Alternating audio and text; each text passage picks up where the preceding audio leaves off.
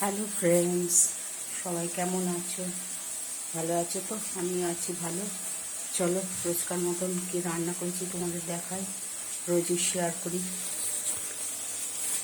আজকে কিন্তু বেশি কিছু রান্না করিনি আমি।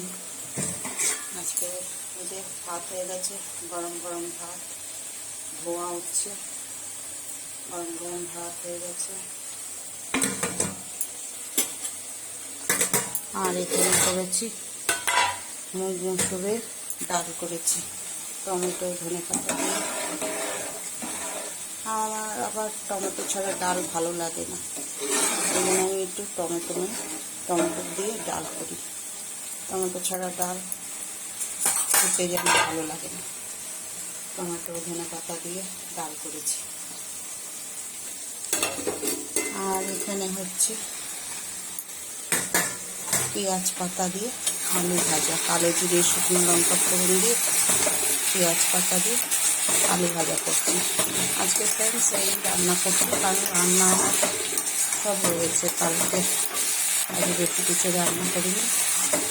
এই জন্য পেঁয়াজ পাতা দিলে পরে আলুটা ঘ্যাটঘ্যাটে হয়ে যায়। আগে আলুটা ভেজেছি, কি সুন্দর ছিল একদম। দিয়ে পাতাটা দিয়েছি, অমনি টমনি নরম নরম হয়ে গেছে, নয়তো বেশ ঝরঝরে আলু ভাজা হয়েছিল। পাতাটা দেওয়াতে ঘাটা ঘাটা হয়ে গেছে। আর এখানে কালকে বাঁধাকপি রয়ে গেছে, রুই মাছের মাথা দিয়ে আলু মটরশুঁটি দিয়ে করেছিলাম, রয়ে গেছে অনেকটাই। আর এখানে রয়ে গেছে, আজকে ফ্রেন্ডস আমি দুবার ভাত রান্না করেছি। একবার ওর বাবা 12টার সময় লাঞ্চে এসছে খেতে, ওর বাবার জন্য অল্প করে ভাত করেছি। আর আবার এই যে দুপুরে পুরো ভাত করেছি।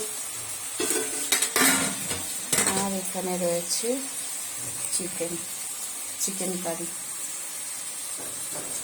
ওই জন্য আর বেশি কিছু রান্না করিনি, অনেকটাই রান্না রয়েছে।